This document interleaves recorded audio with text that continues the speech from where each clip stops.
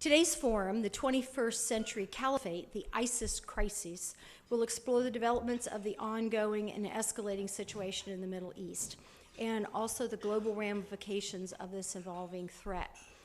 Our featured speaker today is fluent in the history and culture of the nuances of the region, and we'll be meeting him in a moment. I want to thank the Payind Foundation West and our good friends Java and Mark Kittrick and their guests for their support of this important program today. Would you join me in thanking Payind?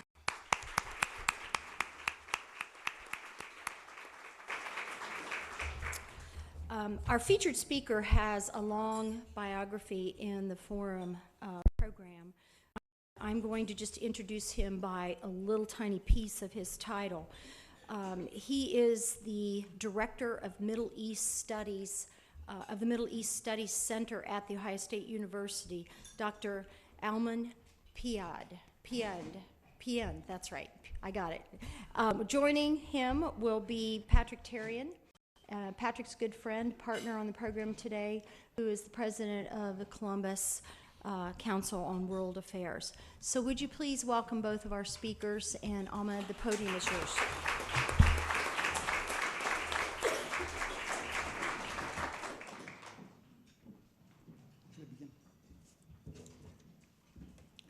I do not need that mic here. Okay. Thank you very much for your nice introduction. This would be probably my fifth or sixth discussion that I'm participating in. In the first one that I did, at the end of that seminar, somebody asked me that, why don't you share with us a little bit of the background of the institution of Caliphate, or Khilafah in Arabic. So what I did, I did some research, and then I will share those with you before I will go to the ISIS or ISIL. These are the two acronyms used for this current caliphate movement. ISIS is Islamic State of Iraq and Syria. ISIL is Islamic State of Iraq and Levant. Levant were those Eastern Mediterranean coastal region, which is today's Lebanon. It used to be the greater Syria, Lebanon, which became Israel and those coastal areas, so that was called Levant. So anyhow, I will do that.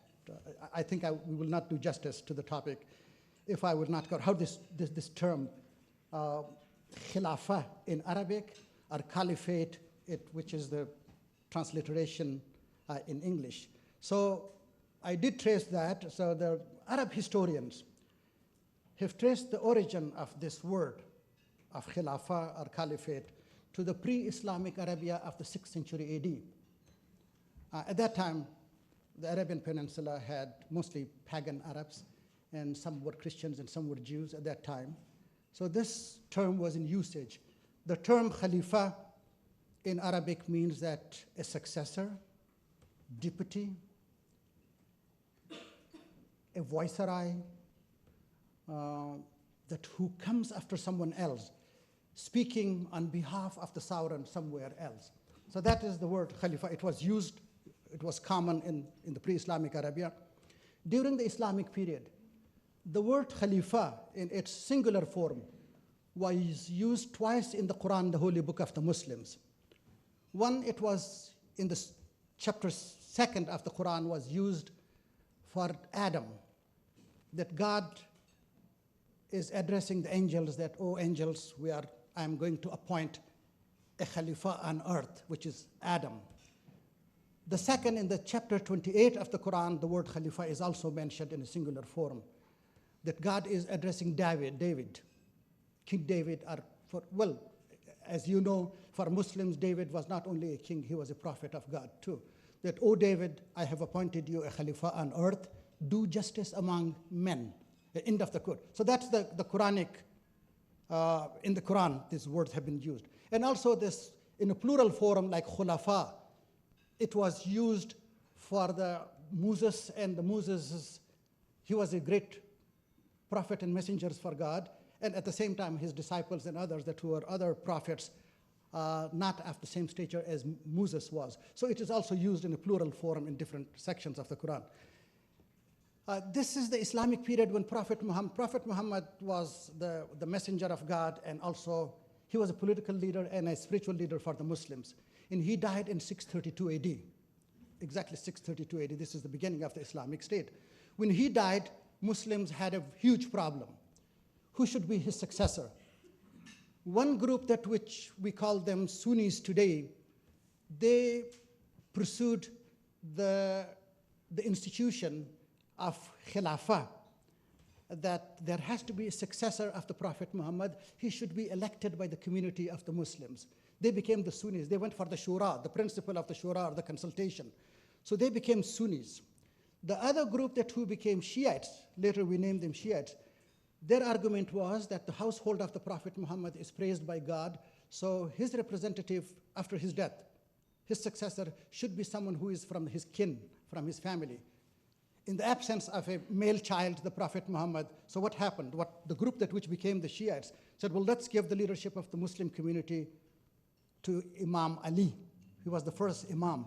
So that's what the Sunnis have established, the institution of the Khilafah or Caliphate. The Shiites came up with the institution of Imamate. This dispute, the Sunnis prevailed, the Sunnis became the majority, and persecuted the Shiites throughout the history. And that dispute until this day continues. Now there are 57 Muslim majority countries in the world, 57 Muslim majority countries, and of the 57, only 4 has Shia majority. Iraq, Lebanon, Bahrain, and Iran. These are the 4 Sunni Shia majority countries. The other 53 Muslim majority countries are all Sunnis. The institution of Khilafah was established right after the death of the Prophet Muhammad. The first 4 of his successors, Abu Bakr, Umar, well, this is really a coincidence. The first Khalifa his name was Abu Bakr. Now, Abu Bakr al-Baghdadi, who he claims himself to be the Khalifa, his name is Abu Bakr, the same name. There was another person, that Boko Haram, for example. That leader's name also happened to be Abu Bakr. So he's one of the claimants of the Khilafah. There are not, simultaneously, we have almost 2 right now. So, but the first 4 successors of the Prophet Muhammad were elected, some sort of.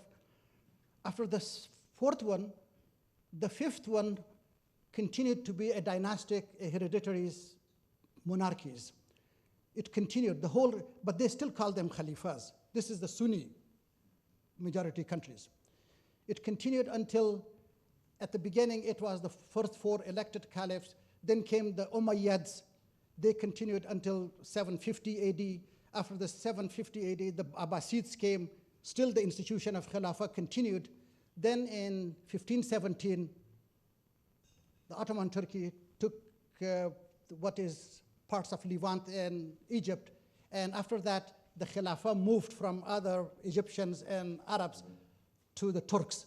Then the Turkish Sultan became a Khalifa after the conquest of the Middle East. He was Sultan Selim. Then he became Khalifa. The Khilafat continued until World War I. In World War I, Ottoman Turkey was defeated by the French and the British, and the United States also participated at the end of the World War I. So this institution continued until 1924. When Kemal Atatürk came, he abolished the institution of Khalifa and the Caliphate. So that institution was abolished, but there were some other fringe movements throughout the history, and I will list some of those they were the claimants of the Khilafah, which they wanted to establish parallel Khilafah in other places. One was in Afghanistan, a person by the name of Sayyid Jamaluddin Afghani. He started a movement of the pan-Islamism, and some of his followers wanted to establish a parallel Islamic Khilafah. It did not happen. They did not succeed. It failed. Then another one that we know throughout the history, that it was in the Mahdi movement in Sudan, in today's Sudan. The British called this guy sort of like a mad Mahdi. Mahdi is also another term that they're using, that Mahdi is a person, rightly guided person, that who, when the end of the time comes, he comes and puts things on the right track, and it is with the second coming of Jesus too, because that's Muslims believe in the second coming of Jesus, and with him there will be a person by the name of Mahdi, that he would come. So this Mahdi started in Sudan in the 1980s, and his follower by the name of Abdullahi, he declared himself a Khalifa, but that was defeated by the British and the Egyptians at that time. And the British went and conquered Khartoum, and it was the Battle of Omdurman. It was one of the battles that this Khilafat movement was put into an end. The Khalifa was killed, and the British went to Khartoum and dug the grave of this Mahdi and threw his bones into the, it's about 11,000 Mahdi followers by the name of Darwishes were slaughtered by the British at that time. So this was another movement. Then in the late 1990s, early 1920s, a person by the name of Mirza Ghulam Ahmad Qadiani, he said that I am the Khalifa and I am one of the Mahdis, the rightly guided person. That movement did not succeed either. So then we had this, when Turkey, Ottoman Turkey abolished the Khilafah in 1924, there was a Khilafah movement in India and Pakistan, which became India and Pakistan. At that time, it was the subcontinent of India. They did not like this abolition of the Caliphate or Khalifa, the institution. There was this Khalifa movement, and that did not succeed either. Till we come to now, ISIL or ISIS. It was established, the exact date I have for them, it was June the 29th, 2014, that Abu Bakr al-Baghdadi was declared as a Khalifa. And Arabs are using the word Daesh, and Europeans are using Daesh too. It comes from the same Arabic, Dal, Aleph, Ain, Shim. It's a, I do not know if some of you know Arabic. It's a Dawlat al-Islamiyya fi Iraq, was Sham. Sham is what starts with the S2, that's Sham or Syria. So this movement started on the 29th of June 2014. Now the question is, how did it happen? How did they succeed in a very short period of time?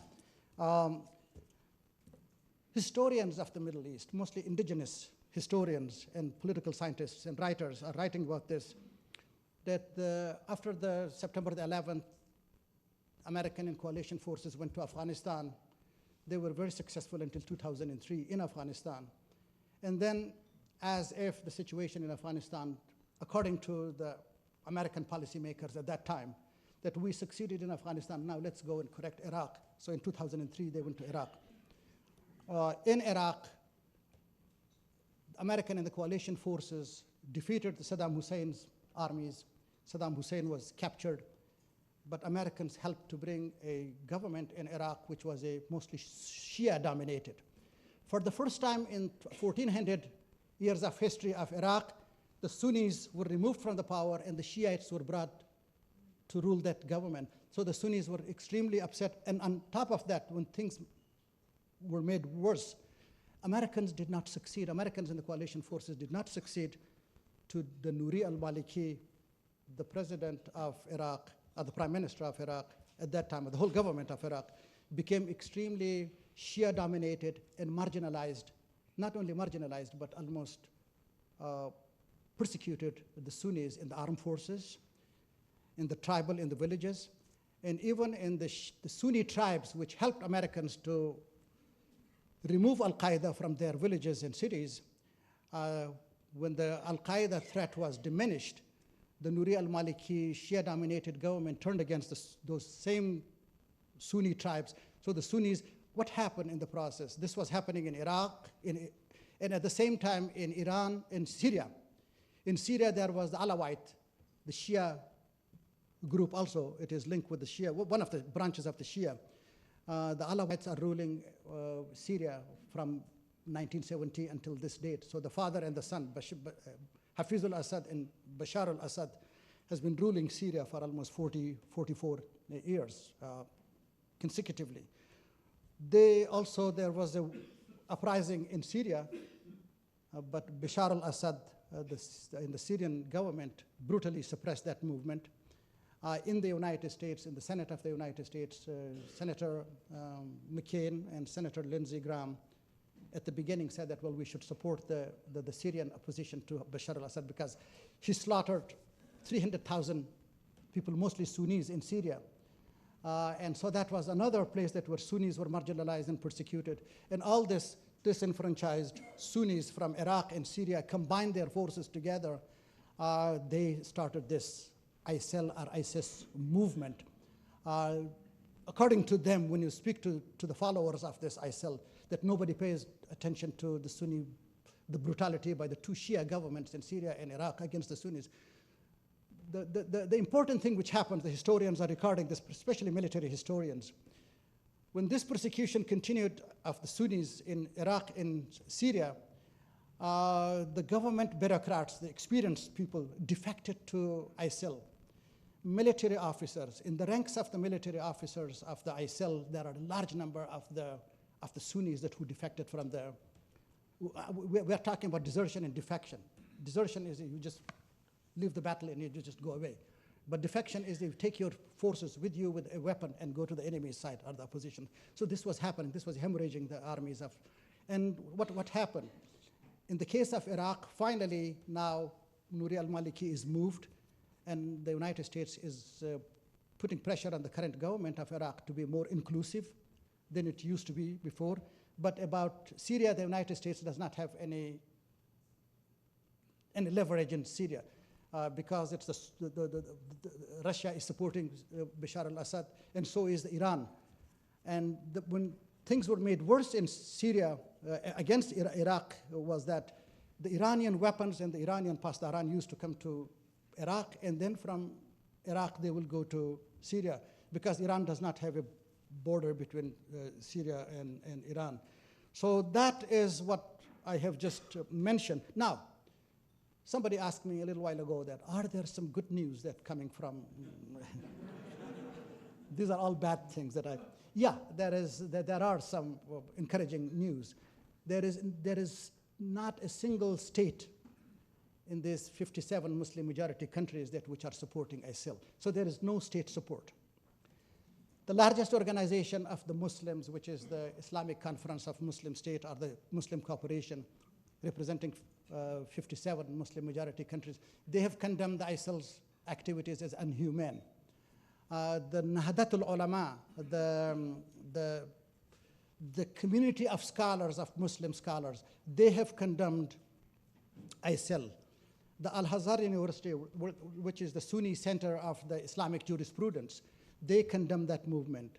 The scholars in Turkey, in Afghanistan, and everywhere in the world, they all are, there is no states. Now, where is ISIL getting its support from, the money?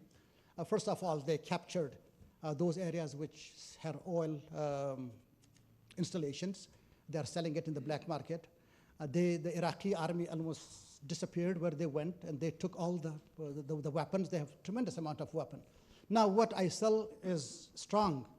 Al-Qaeda never succeeded. ISIL has a territory under control. That's one thing that Al-Qaeda failed, and they never did. They got tremendous amount of weapons from the Iraqi defeated garrisons. That's another one. And they are in control of some of the oil installations, and they are making money. But in the short run, they will make things very difficult. The good news is that it's not only that the Western societies consider ISIL as a threat. It is the Muslims, the Arab countries, the 22 Arab countries. The Arab League is another one. They condemned also this, the ISIL movement as a cruel and brutal. They have brutalized not only the Shiites and the Yazidis and the Christians, they're brutalizing everyone who is standing against them. So these are some of the things that I have discussed. Now I'll probably, I don't know, it's up to you. Okay. Thank you.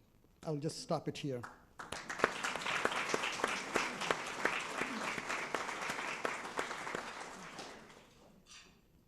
While Dr. Payind joins me here with the mic, I'll just ask, did everyone get all that? I think it's pretty obvious if you didn't get it all that this is a complicated situation with a history a lot longer than the history of our country or most of our background. Thanks again for having us in the Columbus Council on World Affairs here. We love when other organizations do global stuff because that's the whole idea. This is important for everyone. Dr. Payind, you cover a lot of territory, so I'm going to fire different things out there that the average person like me might wonder, things that maybe my kids have asked me or people that aren't as knowledgeable about this might ask. I studied international relations, and I had to go back to look at a ton of things and figure out the Sunni and the Shia and where's this and where's that. So I can imagine that some folks here might feel the same way. So one of the first questions I always hear is, what happened to Al-Qaeda? And who's this ISIS, ISIL, ISIS, group, whatever you want to call them? So can you just talk about Al-Qaeda and ISIS? And one thing you mentioned is Al-Qaeda did not get territory where ISIL did or does. And I've also heard other things about services, and that's maybe why they're gaining some territory. Both of these are Sunni terrorist groups as far as the states are talking about, are the Western societies. Al-Qaeda is a Sunni terrorist group. Hamas is a terrorist group. ISIL is a terrorist Sunni. There is only one Sunni Shia terrorist group, which we all know, it's Hezbollah in Iran and Lebanon. So Al-Qaeda is right now, their leadership, Ayman al-Zawahiri, who replaced, after Osama bin Laden was killed by the American Navy SEALs about 2 years ago. So his successor is now a person by the name of Ayman al-Zawahiri. Accidentally, he is a medical doctor. He's supposed to lengthen the lives of the people, but this guy is working in the opposite direction. Okay, so he's Egyptian. This Al-Qaeda disowned ISIL because even Al-Qaeda considered ISIL to be so radical that Al-Qaeda disowned them. And now Al-Qaeda is supporting, there is another group also, I do not know, I did not have the time. I'm glad that you brought this. There is other group also which is called Khorasan group. There is Al-Nusra group. There are 2 other terrorist groups in the same Iraq and Syria. Those 2 are still linked with Al-Qaeda, but ISIL is not. So for that reason, when they declared Abu Bakr al-Baghdadi as a Khalifa, so the Al-Qaeda did not approve of that. How about, if I may interrupt, and I checked, one of the cultural differences in Afghani culture and Iranian culture and others is that interrupting is expected. So I'm being polite. I'm being polite by interrupting because I told him that, yeah, it's allowed. All of you can. It's allowed, he says. You just don't want to lose the thought, so you ask it, which is the same thing my 9-year-old does. He would do well, I guess, there. And now I forgot the question that I was going to ask. So I'm thinking about Al-Shabaab in Somalia, and is it Boko Haram in Nigeria? Yes. Where do they fall on the Al-Qaeda, ISIL spectrum? They are independent from these. That's the local, okay. The Boko Haram I was just reading about this morning. So we shouldn't put... This guy's name is also somehow Abu Bakr Shakal. That's, so it happened to be the first Caliph was Abu Bakr after Prophet Muhammad, and this is probably an accident of the history. The Boko Haram does not have a very strong link with either Al-Qaeda or with the, these are the domestic politics of Nigeria and the surrounding areas. But I just heard about 4 days ago, 4 Taliban group leaders, 5 Taliban leaders in Pakistan. There are 2 Taliban movements. One is the Afghani Taliban, the Afghan Taliban, and another one is the Pakistan. The Pakistani Taliban, 5 of the leaders of those groups have swore their oath of allegiance with ISIL. So this is a new development that ISIL's tentacles have gone to the border areas between Afghanistan and Pakistan. This is a dangerous development, but I don't think the Pakistani army is a strong army, would not allow this to happen. And the Pakistani Taliban have been almost marginalized by the Pakistani government in the past 5-6 years. Can I interrupt? One of the economists this last week in the Post today talked about the large number of Tunisians who are defecting or being recruited to participate in the ISIL fight. And Tunisia, as you remember, is where this whole Arab Spring started, and supposedly is more democratic now. And do you have any idea of, or thoughts on why Tunisia? I think they said like 3,000 or. Tunisia was the first country in the Arab Spring, a so-called Arab Spring, that the Arab uprising, which started in December of 2011. The Tunisian president, Zain al-Abidine Ali, was the first one which was overthrown after 30 years of his being president for life. In Egypt, the same uprising succeeded to overthrow Hosni Mubarak after 30 years. Then in Libya, Gaddafi was overthrown this Arab Spring. The same Tunisia that who really rallied against this Islamic movement, and now the Al-Nahda party in Tunisia is losing in the elections. The same happened as in Egypt. By the way, the Ikhwan al-Muslimin are the Muslim Brotherhood Party, which won election after Hosni Mubarak was removed from Egypt. And then people had, the same people that who rose against Hosni Mubarak rose against this Muhammad al-Mursi, which was the Muslim Brotherhood leader in Egypt, because they failed in their policies. These groups like Al-Qaeda and Hamas and others, they may capture a government or a section of the government, but they cannot run a modern state. They are failing, because you cannot, with the policies that ISIL is doing and the people that they don't have among their ranks the people that who would probably take and manage a government, a 21st century government today. So one after another one, and this is one reason that what I was saying, that none of these states, neither the Arab states nor the Muslim majority states are supporting ISIL or Al-Qaeda. Both of them they do not have state support. It's the individuals. Yeah. Like some of the people in Canada are here, they might go. They're disenfranchised, frustrated group of people like Mike McVeigh and others. So that kind of group are going, a frustrated group or some young idealists. They quickly learn that recent, is this so, is it that this is new, this growing non-state terrorism actions, or is this just new because, or big because we hear about it more? I mean, if you were to think, like, are we in much different of a spot than we were in, I don't know, 200, 2,000 years ago? I mean, or is it the fact that we can see beheadings at the time of? Beheading was something that some people might think that, well, Muslims always did that. That's not the case. When you look at the history, there are groups like ISIL which is doing that. Even Al-Qaeda did not do exactly what ISIL is doing. So this is one reason why Al-Qaeda rejected ISIL, that Al-Qaeda is not a moderate group by any imagination that you can probably look at Al-Qaeda. So this beheading of the people was happening. When you look at the history of the Muslim societies, it was rarely of that brutality that you see today in the 21st century. So that's what it's abhorred by common person in the street. I'm in contact with Pakistanis, with Arabs and others.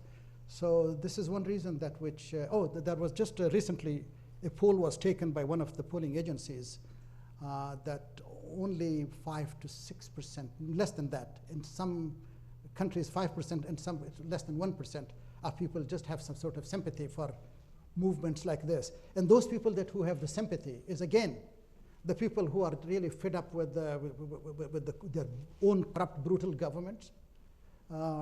Let's take in Afghanistan, the country that I come from.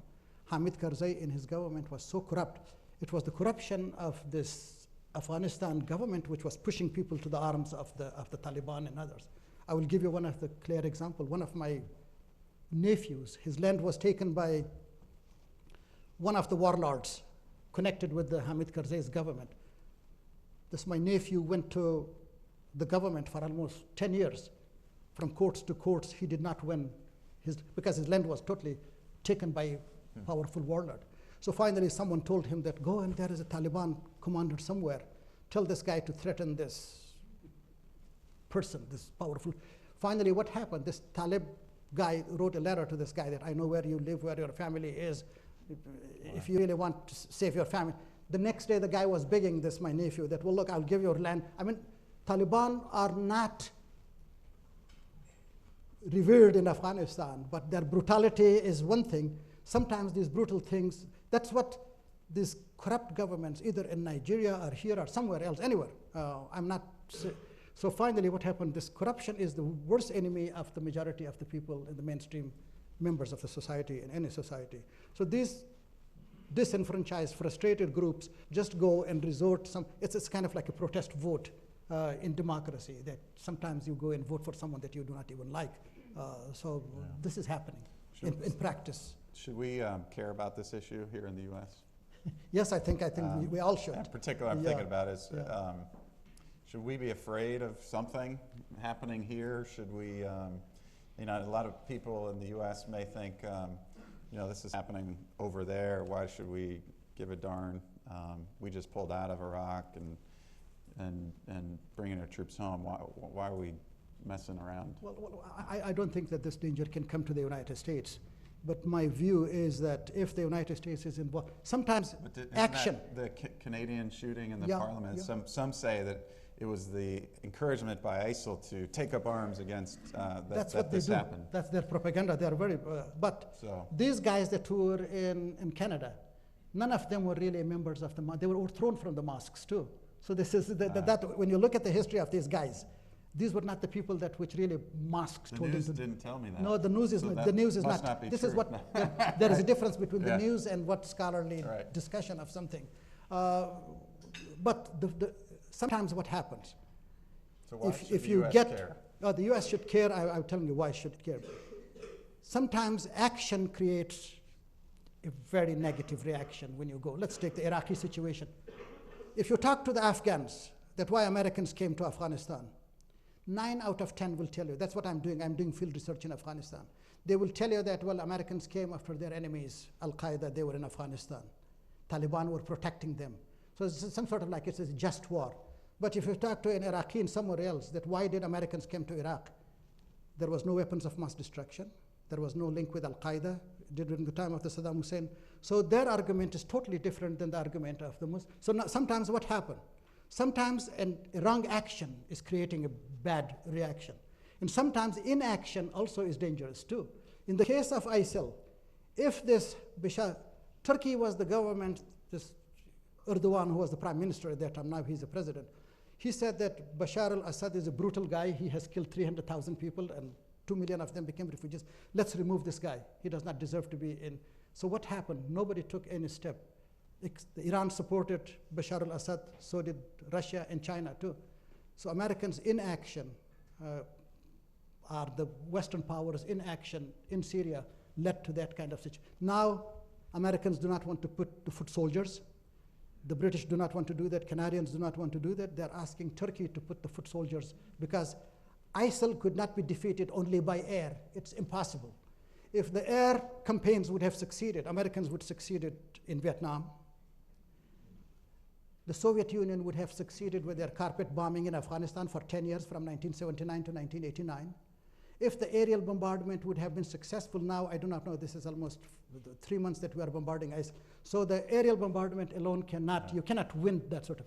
There has to be some sort of foot soldier, but I'm not suggesting that Americans should put their, Arab countries should first. They have oil, they have money, they have armies, they should put their foot soldiers first because they are closer to the danger, yeah. Let's talk about, if I may, Turkey and some of the other countries that are involved or not involved. And so maybe you could talk about, for example, I looked at the 5-year, I guess everyone's got a 5-year plan, the strategic plan of ISIL is to geographically take over lands from Spain, some into Nigeria, all the way to Western China where there are some Muslims there. I mean, do these countries, are they saying anything about that, or is it just like, oh, that was on the news, so it's not true, or that was on Twitter? Like, have they seen any threats from that? Let me give you some of the countries like which I know more than other countries, as Middle East and Afghanistan. There are millions of those in those countries which are not educated people who do not know. They cannot really put the cause and effect somewhere else. They do not have democracies. They do not have free press. In the absence of free press, in the absence of freedom of thought and association and that sort of thing, most of these Arab countries which are friendly to the United States are it's authoritarian monarchies. Saudi Arabia is one of those. They do not even allow women to drive and that sort of, but it's the most friendliest country of the United States. No one really pressured Saudi Arabia that on September the 11th, there were 19 terrorists on those 4 planes. Of the 19 terrorists, 15 of them came from Saudi Arabia, and Osama bin Laden was from Saudi Arabia. Joseph Biden was the only senator at that time, and he raised the question that, well, look, we should ask our friends in Saudi Arabia that why your regime is producing people like these terrorists. Saudi Arabia is supporting madrasas, or madrasas, in English they said, in Afghanistan, in Pakistan, and others. And most of those madrasas are spewing that kind of anti-modernity. And madrasas are it's Islamic religious institutions. The curriculum is terrible. Al-Azhar was a madrasa too, but they were studying physics and chemistry. Now it's a university. But these madrasas are only Quran and the 5 pillars of Islam, and that's what, no social sciences, no mathematics, no sciences. I have been to some of those madrasas. And these are the ones which are very detrimental to the stability and security of those countries themselves first. So it's really mixed news that we hear from some of these friendly countries in the Middle East. As I mentioned at the beginning, that none of them have, so the debate that we are having here, it's not happening in Saudi Arabia, it's not happening in Syria, it's not happening in any one of these Middle Eastern countries. And so what happened, in the absence of that kind of freedom of speech, freedom of thought, free press, so what happens? The rumor mills are just working, and underground movements are succeeding, right or left, both. They're doing a crisp business in these countries. How about in Turkey, you mentioned, which isn't a regime like that, but it's been in the news a lot lately in terms of this. You said, is the U.S. pushing for Turkey to put troops on the ground? There is the United States pressure on Turkey to, what happened, the news that I have until this morning. So Turkey, not only under the pressure from the West, because Turkey does not want ISIL, or Turkey does not want Bashar al-Assad at the same time. So they hate Bashar al-Assad and they hate ISIL too. And they hate the PKK, which is the Kurdish Workers' Party. Turkey is in a very, very delicate situation, and Americans should understand that they should not pressure Turkey to do something which the Turkish public opinion is not supportive of that. But Turkey, for the first time, last night allowed some of the planes, this Kurdish Peshmerga. Peshmerga is a Farsi word, means that the people that who go to the front and they die. Pesh means front and Marga means marg. So these are the Turkish fighters, the Kurdish fighters that from Iraq, Turkey allowed them to pass through the land in Urfa, one of the airports in Turkey, and then they were bused to the front in Kobani. And also there are some other heavy artillery pieces that they could not bring it in the planes. So Turkey allowed them to use the Turkish territory. This was the first time. So this is the first time that Turkey is allowing. So this is, you ask me, there are some good news. So this is one of those good news against ISIL. I guess if Turkey is bordering on some of this, they probably should have a say, and we should probably give them a little bit of space, since they'll have to live with the consequences. And maybe, by the way, we're looking forward to your questions. So if you have them and you're getting ready, it's getting close, and the mic is back there. Feel free to just start lining up as we continue the conversation, and that will cue me that there's questions here. And in fact, we'll start with Todd. I think I know his question because he had some great suggestions for me. Go ahead. Good afternoon, enjoying the program. My name's Todd Kleismith, and my question is, I'd like to hear a little bit more about how ISIS or ISIL is being funded. I've read some articles, I shared some with Patrick recently, about how some of the World Heritage sites, museums are being looted in the Middle East, and that's helping fund their operations. So if you wouldn't mind touching on that. Thanks. Yeah, I had this in my brief presentation. The sources of some of these radical groups or extremist groups, if all of you know that in Islam, the 5th pillar of Islam is giving alms to poor and needy. and this is a tremendous amount of money, 2.5% of someone's income. They have to give it to that sort of thing.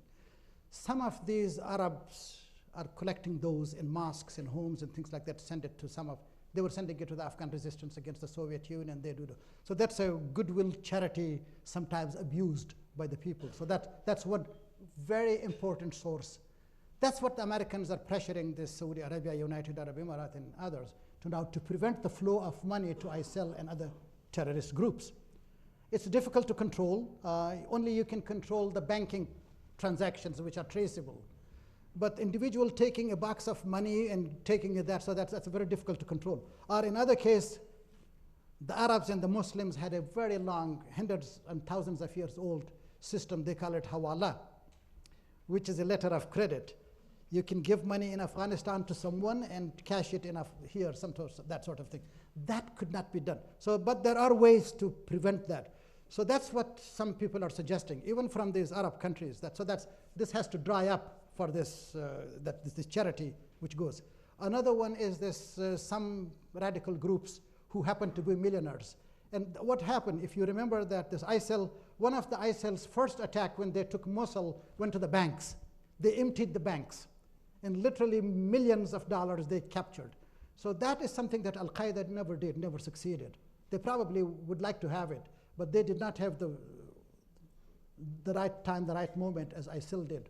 So that's, and then I mentioned, so there are different sources of funding, but Americans and the British, and they all are working together that how to help these Arab countries from which these charity and other monies are going to this ISIL and ISIS groups.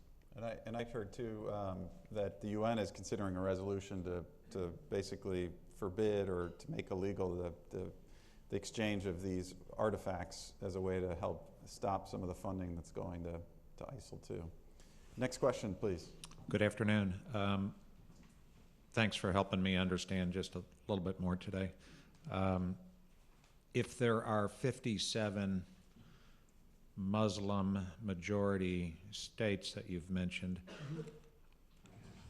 I don't understand why there isn't any galvanized Muslim spokesperson or even a collection of spokespeople from these various locations that at least the media that I come across, the news or whatever, would stand up collectively or individually and say, this isn't right. This is not what is a accurate reflection of the Muslim beliefs.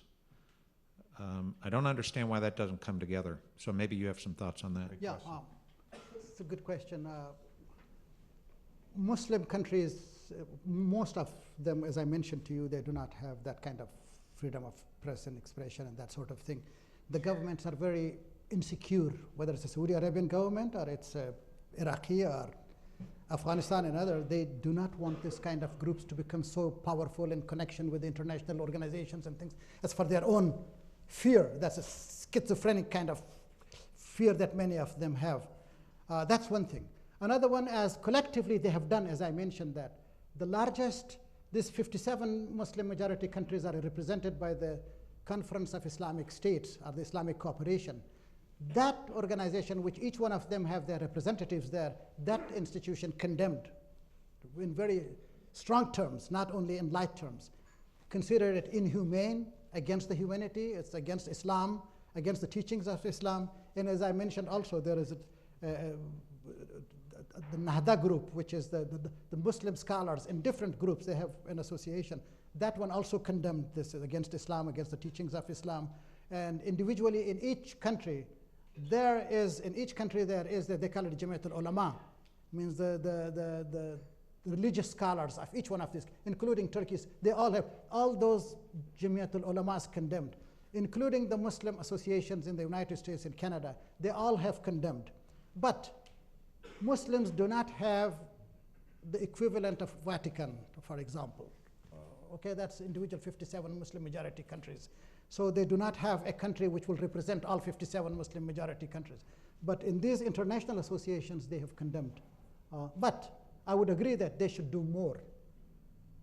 The most important thing that I suggest when I go, because I'm a teacher, my first master's degree is in curriculum development and higher education. The curriculum in many of these Muslim countries are terrible. There is really a reform is needed. The madrasa movements, that there are about 10,000 madrasas in Pakistan, and I do not know, they all need to be under some sort of control that what are they teaching. These are the reforms that, well, we have to remember that the Reformation that which happened, Islam is about 522 years younger than Christianity. Christianity has gone through the Reformation, and Islam has not experienced that kind of thing. So, but right now, that what I am studying as a born Muslim, and I study these countries, there is a evolution going on in each one of these countries. In Saudi Arabia, for example, women want to have the rights equal to the men. It's happening. In Afghanistan, in many of these countries. In Afghanistan right now, after all these 30, 35 years of wars in Afghanistan, women are getting together and they are making connections with the women in the West and other places that the women's issue should be addressed, and they do. In the parliament, for example, in the new constitution, 30% of the seats are reserved for the women. So there are piecemeal kind of things that are taking place in any one of these Muslim countries. But still it's not enough. They should do more. They have the money, especially the oil-rich Gulf countries of Saudi Arabia, United Arab Emirates, Qatar, Kuwait, Bahrain. They should do much more than they're doing right now. Great, thank you. Next question, please. I heard you mention Turkey, but can you say something about the Kurds? And because they seem to be right on the front line in terms of the fighting with ISIL. Yes, I think we should have someone, an expert on Kurds, to give us a lecture here too. Kurds are one of those stateless nations in the Middle East. There are about 20 million Kurds. They're divided in 4 countries, Turkey, Iran, Iraq, and Syria. They don't have their own state. They have been longing for state. After World War I, the winners or the victors after World War I wanted to create a Kurdistan, but it did not materialize. Turkey has almost about maybe between 20 to 15 to 20% of the Turks are Kurdish people. And Turkey has been in war with this PKK, which is the Kurdish Workers' Party, which used to be a very pro-Soviet party in the region. It almost killed about maybe 20,000 Turks in the past many years. So Turkey is literally in a hot war with this Kurdish group. And Turkey does not want these Kurds to become so powerful that they would declare a state in this area.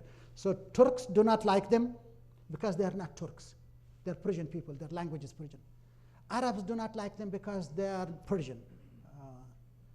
Iran does not like, Iranians do not like him because the Iranian establishment is majority Shia. They are Sunnis. So for different reasons, these poor Kurds have been mistreated in Turkey, in Iran, in Iraq, and Syria. But there are these different groups. Now, Turkey knows that Peshmerga are not linked with this PKK. So for that, Turkey is very selectively, they are somehow filtering that whom to allow to go to Kobani to fight against ISIL and whom to not. This is what I mentioned, that Turkey is in a very delicate situation. But Americans should not push Turkey too far to do something which will be probably the government will be in danger in Turkey. Sometimes we do things, we just push a government, will do this, do that, and then finally that government finally collapses. So that's what the danger. Turkey is an important country. There is the only Muslim country which is a member of NATO.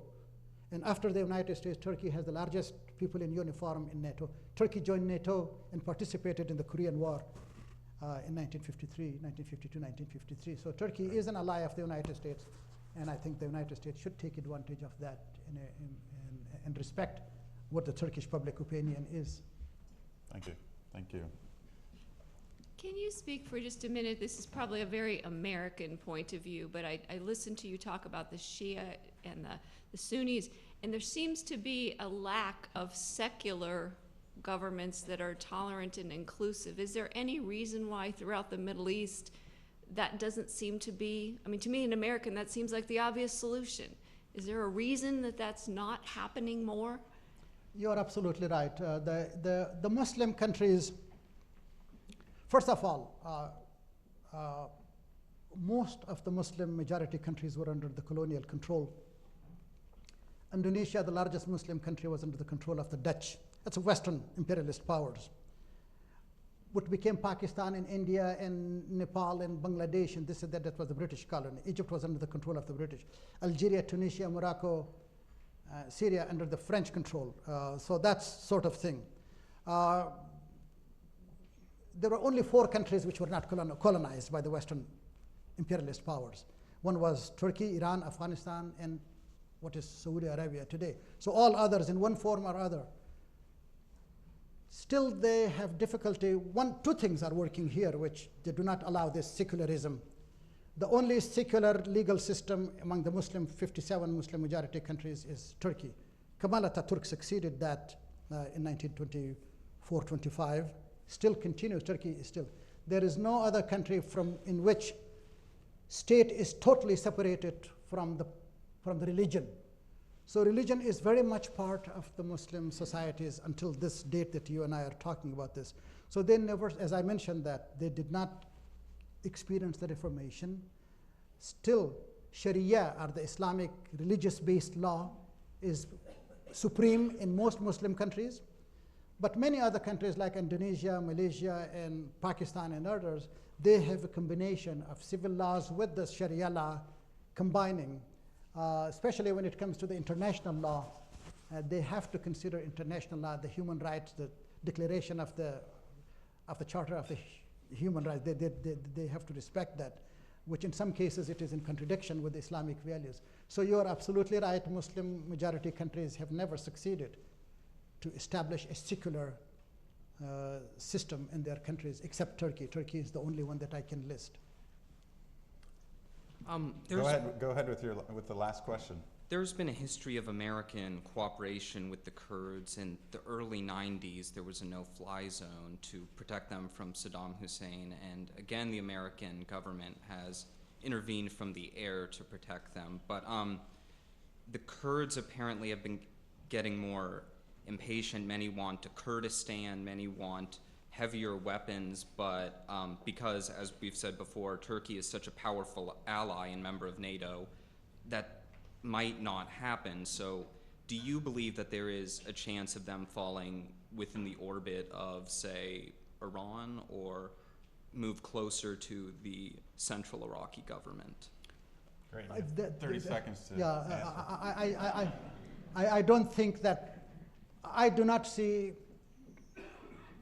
on horizon that Kurdistan will become a reality in our lifetime. But there is this longing for, finally the Kurds of all Iran, they have satisfied themselves with having autonomy within each one of these countries. Like the Iraqi Kurds want to be in control of the oil-rich areas of the Mosul and other places. So they probably would now the movement is within each country they should have an autonomous region where Kurds have their own, deciding about their own destinies in the future, but not a big, huge Kurdistan combining from these other countries, because these other countries would not allow this to happen. Great. Thank you all for your participation. Thanks, Dr. Payind. Jane? Thanks. Thank you. Well, I certainly hope you enjoyed that. And I have a kind of a follow-up question. If there is a source that most Americans can use as a media source, whether it's print, television, or what would you recommend as the most credible source for us to follow about this issue? I would just say National Public Radio is one of the best ones. Okay. Wonderful. I'm not going to do a pitch for that, but yeah. I think this is something that which the analyses are very excellent. New York Times as a news worthy, Time magazine is very good one. But if you want to listen to something else outside the United States, it's BBC London, Radio Okay. BBC London has very nice analysis on the situation. Al Jazeera. Al Jazeera is something that Americans do not like, but at least when you look at it gives you the news.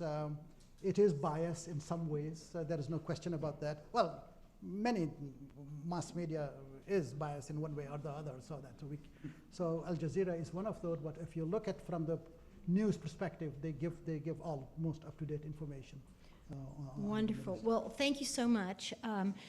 You all, just to remind you, you can watch this again and study it for your test that's coming up on CTV, Columbus Television, WOSU, and the PBS affiliates throughout Ohio on the Ohio Channel, and anytime at the Columbus Metropolitan Club website on YouTube.